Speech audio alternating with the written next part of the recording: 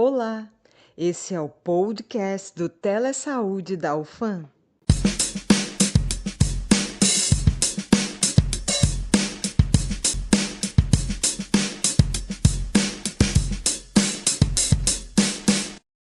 Olá, queridos ouvintes, tudo bem? Eu sou a Gabriela Cristina, estudante de odontologia da UFAM, e sejam bem-vindos. No episódio de hoje, iremos falar a respeito da Síndrome Respiratória Aguda Grave e sobre sua incidência no nosso estado do Amazonas. Oi, pessoal, eu me chamo Vitor Hugo, eu sou acadêmico de odontologia e para esse episódio importante contaremos com a participação da doutora Thaís Santana. Olá, pessoal. Primeiramente, eu gostaria de agradecer aos alunos organizadores desse podcast por terem me convidado, pela oportunidade de contribuir com vocês. É um prazer estar aqui conversando com vocês. Com isso, começaremos falando um pouco sobre essa síndrome respiratória. A Síndrome Respiratória Aguda Grave, ou também chamada de SARS ou SRAG, é uma infecção caracterizada pelo comprometimento da função respiratória, levando, na maioria das vezes, à hospitalização. Os agentes causadores dessa doença podem ser vírus respiratórios como o coronavírus ou influenza, mas também podem ser causados por outros agentes, como fungos e bactérias. E também, nesse período sazonal, casos por essa doença se tornam mais comuns. Então, por conta disso, é essencial saber quais precauções tomar, bem como procurar entender mais sobre como essa doença é transmitida. Então, nesse episódio, vamos tentar explicar para os nossos ouvintes sobre as principais medidas de prevenção da Síndrome Respiratória Aguda Grave e contar com o apoio da doutora Thaís para nos ensinar mais sobre essa doença. Enfim, doutora, a gente sabe que há uma incidência de casos dessa síndrome aqui no nosso estado, na nossa capital, e a gente queria saber, com base na sua experiência, se há períodos certos do ano, em que períodos certos do ano que pode ocorrer um aumento desses casos de síndrome aguda respiratória e quais fatores que levam a esse possível aumento. Bom, sobre essa alta incidência de síndrome respiratória aguda grave no estado, a gente sabe que, na verdade, nesse primeiro semestre, a gente teve uma alta incidência de síndrome respiratória aguda grave no Brasil, né? E isso se deve à alta circulação de vários vírus que causam infecções respiratórias, dentre eles, o vírus influenza, o vírus sincicial respiratório, que acomete de maneira especial os bebês de até 2 anos de idade, além da alta circulação ainda de SARS-CoV-2, que causa Covid-19, e também o rinovírus. Então, esses vírus que estão circulando muito no país, eles causam síndromes gripais, certo?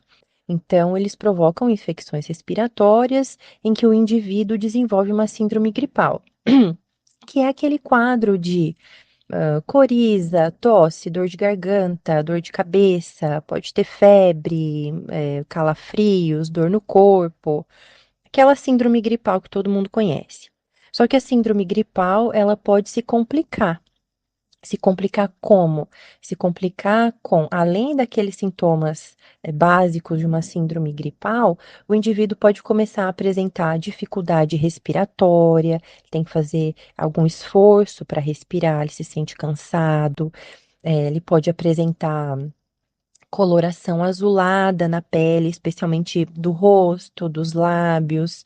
Se for verificada, por exemplo, a saturação de oxigênio nesse indivíduo, ela vai estar mais baixa que o normal, vai estar abaixo de 95%, mais próxima dos 90% ou até menos.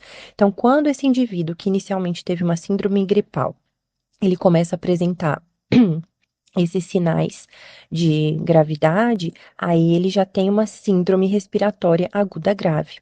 Então, resumindo, a gente tem uma alta circulação de vírus que causam síndromes gripais. E as síndromes gripais podem, em alguns casos, se complicar para uma síndrome respiratória aguda grave.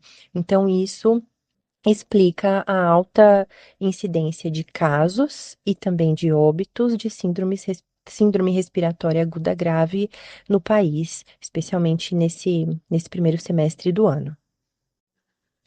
Além disso, algo que nos chamou muito a atenção também nesse primeiro semestre do ano foi a alta incidência de hospitalização de crianças pequenas por síndrome respiratória aguda grave. Nas crianças pequenas, especialmente nos lactentes, que são os bebês de até 2 anos de idade, o principal vírus que leva a esses quadros é o vírus sincicial respiratório, que é o vírus que causa a bronquiolite e também pneumonia. Então, é um vírus que tem uma importância muito grande para a incidência de síndrome respiratória aguda grave em bebês de até 2 anos. E o vírus sincicial respiratório, ele é um vírus sazonal. Ele circula especialmente em períodos de outono e inverno. Mas nos últimos tempos, a gente tem percebido ele se manifestando de uma forma um pouco atípica. Isso pode estar relacionado ao isolamento social que a gente viveu durante a pandemia. Então, durante o isolamento social, a circulação do vírus sincicial respiratório caiu muito. E aí, conforme a gente foi voltando, né, à normalidade, do nosso dia a dia, né, saindo do isolamento social, aí ele passou a recuperar o seu ritmo, né, o que, portanto, acabou causando um boom de infecções respiratórias nesses bebês. E, consequentemente, aumentando também muito a incidência de síndrome respiratória aguda grave e hospitalização. Mas, além do vírus sincicial respiratório, as crianças pequenas também têm desenvolvido síndrome respiratória aguda grave por conta de influenza, além da alta circulação ainda de SARS-CoV-2 e também o rinovírus. A síndrome respiratória aguda apresenta-se com pelo menos 2 sinais ou sintomas, entre eles febre de início súbito, calafrios, dor de cabeça, tosse, nariz escorrendo, dor de garganta, problemas no olfato e no paladar, que pode levar a uma dificuldade ou desconforto para respirar, uma sensação de peso ou pressão no peito, uma menor oxigenação no sangue ou no rosto, com lábios azuis e arroxeados. Em relação às doenças que podem evoluir para o desenvolvimento dessa síndrome respiratória aguda, estão infecções pulmonares, como no caso a pneumonia, que pode ter origem tanto bacteriana, viral ou fúngica. Também o vírus da influenza está relacionado ao desenvolvimento dessa síndrome, assim como o coronavírus e o vírus sincicial nos bebês. Como a gente consegue perceber, esses sinais e sintomas, eles são mais generalizados, presentes, por exemplo, a uma gripe. Existe algum sinal ou sintoma que seja mais alarmante, um indicativo maior da SARS, doutora? Bom, sobre sinais de alerta, a gente pode considerar o seguinte: uma pessoa que está passando por uma síndrome gripal, se ela começa a apresentar desconforto respiratório, esse vai ser o nosso principal sinal de alerta, tá? Então, a pessoa com síndrome gripal, se tem desconforto respiratório, dificuldade para respirar, sente que está fazendo esforço para respirar, que o trabalho respiratório está aumentado, que a respiração está pesada, isso é um sinal de alerta e ela precisa procurar um serviço médico. Agora, e se não for um adulto, se for um bebê que não vai conseguir expressar que está com dificuldade respiratória, falar, aí o adulto que cuida desse bebê tem que estar atento ao sinal de desconforto respiratório. Então, o que é que mostra para nós que um bebê está em desconforto respiratório, com esforço para respirar? A gente pode observar que a respiração fica mais acelerada, e, além disso, ele pode apresentar afundamentos durante as respirações, especialmente durante as inspirações. Ele pode apresentar afundamentos nas regiões, nos espaços entre as costelas, que são os espaços intercostais. Esses afundamentos nos espaços intercostais durante as inspirações a gente chama de tiragens intercostais. Também pode haver um afundamento da região da fúrcula external, que é a região no finalzinho do pescoço, entre as duas clavículas. Então, durante as inspirações, pode haver um afundamento dessa região também. Pode haver também um afundamento da região abaixo das costelas, entre o tórax e o abdômen, como se essa área fosse sugada também para dentro durante as inspirações. Pode haver também um movimento de abertura das asas do nariz durante as inspirações, a gente chama isso de batimento de asa nasal. Então, são esses sinais que podem ser observados que refletem que há esforço respiratório naquele bebê. Então, é sinal de alerta, ele precisa imediatamente ser levado a um serviço médico, tá bem? Além disso, também deve-se observar, e é sinal de alerta, se houver coloração azulada, especialmente é mais fácil de visualizar no rosto e nos lábios. Mas geralmente o que chama atenção primeiro é o desconforto respiratório, certo? Falando um pouco sobre a prevenção em relação a essa síndrome, a gente pode citar alguns hábitos, como evitar ambientes aglomerados, a higienização de mãos, evitar contato com pessoas contaminadas e a utilização de máscaras. Em meio à decorrência da síndrome, destacamos também outro ponto importante, que é o tratamento com relação a ela. Geralmente, o tratamento nos períodos mais leves e moderados da doença consiste em técnicas de suporte e orientação médica. De forma geral, nesses casos, o receitado é repouso, boa alimentação e ingerir bastante líquido. Além disso, a utilização de analgésicos e antitérmicos podem ser úteis para aliviar a dor, o mal-estar e baixar a febre.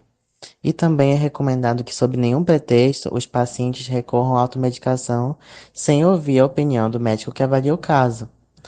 Em episódios mais graves dessa síndrome, os pacientes podem acabar por necessitar de uma internação hospitalar em UTI, já que o doente necessita de oxigenoterapia complementar e ventilação mecânica. Doutora, nos casos em que essa síndrome é gerada por bactérias ou fungos, há alguma diferença na gravidade da doença? Existe alguma diferença no tratamento? Bom, os diferentes agentes etiológicos, ou seja, sejam vírus, bactérias ou fungos, podem causar infecções respiratórias menos graves ou mais graves, porque a gente tem uma série de tipos de vírus, tipos de bactérias, tipos de fungos. Alguns causam infecções mais leves, outros causam infecções mais graves. Então, vai depender muito de qual é especificamente o causador daquela infecção e também de qual é a situação de saúde prévia daquele indivíduo que foi infectado. O que a gente sabe também é que co-infecções tendem a levar a quadros mais graves, tem uma chance maior de levar a quadros mais complicados. Por exemplo, uma infecção respiratória inicialmente viral, mas que se complica com uma co-infecção bacteriana que acontece de forma subsequente. Então, a chance dessa situação evoluir para um quadro mais grave é maior.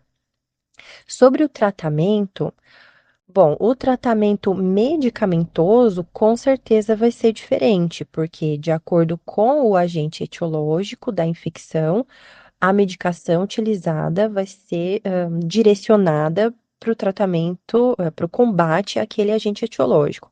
Mas quem vai resolver qual é a melhor medicação para cada tipo de infecção vai ser o colega médico, certo? Falando como fisioterapeuta, o que eu posso dizer é que ah, os recursos de tratamento utilizados pelo fisioterapeuta, eles não vão ser escolhidos necessariamente de acordo com o agente causador da infecção, mas sim de acordo com o quadro clínico que o paciente desenvolve. Por exemplo, eu posso ter um paciente com síndrome respiratória aguda grave. Esse paciente ele vai estar já hospitalizado, certo? Porque a síndrome respiratória aguda grave indica necessidade de hospitalização. E esse meu paciente ele pode estar acordado, conversando, consciente, colaborativo, utilizando oxigênio suplementar por meio de um catéter nasal ou por meio de uma máscara. Então, a abordagem do fisioterapeuta a esse paciente vai ser de uma forma. Agora, eu também posso ter um paciente com síndrome respiratória aguda grave num quadro diferente, um quadro crítico, paciente na UTI, sedado, entubado, em ventilação mecânica, pode estar instável hemodinamicamente. Então, com esse paciente, a minha abordagem como fisioterapeuta, ela vai ser diferente do paciente anterior, né? Então, nós tomamos as decisões para o manejo do paciente muito mais de acordo com o seu quadro clínico do que necessariamente de acordo com o agente etiológico que causou aquela infecção e levou àquela síndrome respiratória aguda grave. Quando se fala em tratamento, é comum associar logo a utilização de algum medicamento ou até mesmo a hidratação, o repouso. Mas nós gostaríamos de saber como a fisioterapia respiratória auxilia durante esse processo, durante esse tratamento dos pacientes. Considerando que o paciente com síndrome respiratória aguda grave é um paciente que necessita de hospitalização, então eu vou falar aqui para você como é que nós, fisioterapeutas, atuamos no tratamento desse paciente hospitalizado por síndrome respiratória aguda grave, certo? Como eu já falei anteriormente, o manejo desse paciente feito pelo fisioterapeuta vai depender do quadro clínico que aquele paciente apresenta. Mas, em termos gerais, nós temos uma série de técnicas e recursos que são utilizados para resolver diferentes problemas que esse paciente vai apresentar. Então, dentro do hospital, seja na enfermaria ou seja na UTI, nós temos técnicas específicas para ajudar o paciente a eliminar um excesso de secreção nas vias aéreas, porque um paciente com infecção respiratória, ele muitas vezes evolui com excesso de secreção nas vias aéreas e muitas vezes ele tem dificuldade para eliminar essa secreção. E o excesso de secreção atrapalha a respiração e aumenta o risco de outras complicações. Então, por meio da fisioterapia, das técnicas da fisioterapia, a gente consegue auxiliar a mobilização, o deslocamento e a eliminação dessa secreção. Esses pacientes também podem apresentar situações de perda de volume pulmonar, algumas áreas de colabamento dos alvéolos, de fechamento dos pulmões, não chega ar adequadamente a algumas regiões pulmonares. Então, por meio de técnicas da fisioterapia, a gente também consegue melhorar a ventilação, a entrada e saída de ar nessas regiões que vão apresentar alguma dificuldade. Estou falando aqui de forma simples para que a maioria das pessoas que não são da área consigam entender, tá bem?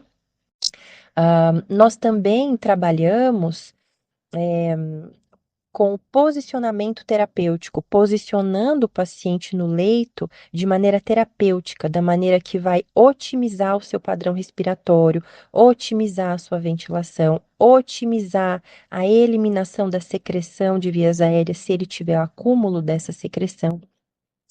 Nós também trabalhamos no manuseio da ventilação mecânica quando esse paciente precisa de suporte ventilatório, seja um suporte ventilatório invasivo, que é quando o paciente precisa estar entubado, ou não invasivo, que é quando esse suporte ventilatório é ofertado por meio de máscaras, sem necessidade de intubação. Então, nós auxiliamos bastante no manejo desse recurso. Nós também trabalhamos com o paciente hospitalizado com uma preocupação em diminuir ao máximo a perda de funcionalidade. Então, um paciente que é hospitalizado por síndrome respiratória aguda grave, ele pode acabar ficando um certo tempo restrito ao leito, com dificuldade de se movimentar. Isso pode trazer consequências físicas, certo? Então, muitas vezes o paciente é hospitalizado com uma boa condição física, mas quando ele recebe alta, ele mal consegue caminhar, mal consegue ficar em pé, por conta de muito tempo que ele permaneceu restrito ao leito. Então, ele perde funcionalidade. Nosso trabalho, portanto, não é só voltado ao sistema respiratório, nosso trabalho é voltado ao paciente como um todo, inclusive o seu sistema músculo-esquelético. Então, a gente também aplica técnicas e recursos para manutenção da força muscular, manutenção das amplitudes de movimento, ou seja, da possibilidade de movimentação das articulações, visando prevenir contraturas, deformidades, lesões. Então, a gente também trabalha essa parte motora, para que o paciente mantenha, dentro do possível, a sua funcionalidade, a sua capacidade funcional. E, quando ele puder ir embora do hospital, que ele volte para casa com o máximo das suas funções físicas preservadas. Doutora, durante a fisioterapia, existe diferença de tratamento entre pacientes que já haviam doenças cardiovasculares, asma, diabetes, para pacientes que não haviam nenhum histórico de doença prévia? Sempre que o fisioterapeuta vai começar o atendimento de um paciente com síndrome respiratória aguda grave, assim como qualquer outro paciente, o primeiro passo é uma boa avaliação. Então, a gente nunca começa a atender um paciente sem fazer uma boa avaliação inicial. E durante a avaliação inicial, uma das coisas que a gente detecta e registra é a presença de comorbidades e ou doenças prévias, doenças crônicas prévias. Então, isso vai ser identificado na avaliação. E aí, na hora de tomar a decisão sobre as condutas que podem ser utilizadas naquele paciente, a gente vai sim levar em consideração essas comorbidades e ou doenças prévias que ele apresenta. Porque para todas as técnicas e condutas, a gente tem indicações e contraindicações. Então, pode ser que alguma doença traga alguma contraindicação a uma determinada conduta. A gente tem que identificar essas condições clínicas prévias do paciente para saber quais são as melhores condutas a serem usadas e quais são aquelas que não são indicadas. Juntamente com isso, o manejo ventilatório, por exemplo, de um paciente que precisa do suporte ventilatório da ventilação mecânica, que são aqueles pacientes que chegam a um quadro mais crítico. O manejo da ventilação mecânica também deve levar em consideração se aquele paciente crítico tem já uma doença respiratória crônica prévia. Então, os ajustes na ventilação mecânica são diferentes se eu tenho um paciente que já tem uma doença respiratória crônica prévia, antes da síndrome respiratória aguda grave, ou um paciente que era previamente rígido, que não tinha nenhuma doença pulmonar, que não tem nenhuma alteração no sistema respiratório. Então, em qualquer situação, não só o paciente com síndrome respiratória aguda grave, mas qualquer paciente que vai ser atendido por um fisioterapeuta, eh, a abordagem, as condutas selecionadas vão sempre estar de acordo com o que é indicado ou contraindicado para aquele paciente. E algumas comorbidades e doenças crônicas prévias podem levar à contraindicação de uma ou outra conduta e aí a gente adapta o plano para o que é adequado para aquele paciente, com todo o seu histórico de saúde. Doutora, e também no caso dos bebês com doenças cardiogênitas, são cuidados diferentes, visto que eles podem também ser acometidos pelo vírus sincicial respiratório? Os bebês, independente de terem ou não uma condição crônica prévia, eles já são atendidos de forma diferenciada em relação ao atendimento de um adulto, porque o bebê, ele não é simplesmente um adulto em miniatura. Ele tem muitas diferenças, o seu sistema respiratório tem muitas diferenças anatômicas e fisiológicas quando a gente compara com o sistema respiratório de um adulto. Então, a gente tem técnicas da fisioterapia respiratória específicas para serem usadas em bebês. E algumas técnicas que a gente usa em adultos, a gente não utiliza em bebês, por exemplo, são contraindicadas justamente por essas diferenças anatômicas e fisiológicas que o sistema respiratório do bebê apresenta em relação ao adulto. Então, de qualquer forma, a abordagem de um bebê, do ponto de vista da fisioterapia respiratória, vai ser sim diferente da abordagem que vai ser feita com um adulto. Considerando, né, respondendo a sua pergunta e considerando bebês que têm, cardiopatias congênitas, a gente tem cuidados ainda mais peculiares, né, um cuidado extra. A monitorização hemodinâmica desse paciente tem que ser ainda mais atenta e detalhada, para que a gente identifique durante o atendimento qualquer alteração cardiovascular, qualquer alteração hemodinâmica que indique a necessidade de interrupção do atendimento. E também a gente toma alguns cuidados especiais, com algumas manobras, já que muitas das técnicas da fisioterapia respiratória acontecem no tórax, o que pode levar, se não for feito com cuidado, se não for feito da maneira correta, podem resultar em algum obstáculo, né? Em algum, como eu posso dizer, podem levar a reflexos no sistema cardiovascular, podem refletir de alguma forma negativa no sistema cardiovascular. Então, a gente tem sim, nesses pacientes com cardiopatias congênitas, bebês com cardiopatias congênitas, um cuidado ainda mais especial por conta do seu quadro clínico que é esperado. Claro que alguns têm cardiopatias mais graves, outros cardiopatias menos graves, mas a gente sempre tem um cuidado ainda mais especial com a monitorização hemodinâmica desse paciente durante o atendimento. E aí, se as técnicas forem realizadas da maneira correta, por um fisioterapeuta especialista, com experiência, o risco de complicações por conta das técnicas da fisioterapia é muito baixo, tá? Muito baixo mesmo. Doutora, e a pessoa pode ter algum sintoma ou alguma sequela permanente após o tratamento da síndrome? Essa pessoa vai continuar, doutora, precisando da fisioterapia? Os pacientes que evoluem com infecções respiratórias graves, extensas, complexas, podem sim, mesmo após a resolução do quadro agudo, ficar com alguma sequela respiratória. E eles vão se beneficiar, mesmo após a alta hospitalar, de um acompanhamento feito por um fisioterapeuta especialista em fisioterapia respiratória, visando otimizar a sua função pulmonar e diminuir possíveis sintomas que podem permanecer mesmo após a resolução do quadro agudo, como, por exemplo, o paciente pode permanecer com dispneia, que é a sensação de falta de ar quando ele vai fazer algum esforço, pode ter sensação de fadiga, pode ter ainda um excesso de secreção nas vias aéreas, ele pode ter alguma perda de volume pulmonar pontual, que também vai precisar de resolução. Então, tudo isso, mesmo que o paciente já tenha saído do quadro agudo, mesmo que ele já tenha recebido alta hospitalar, merece o acompanhamento de um fisioterapeuta respiratório. Além disso, pacientes que apresentam infecções respiratórias graves, geralmente ficam pelo menos algumas semanas hospitalizados. Muitos deles precisam ficar na UTI, sedados, entubados, acabam tendo durante a internação outras complicações que prolongam ainda mais o seu período de hospitalização.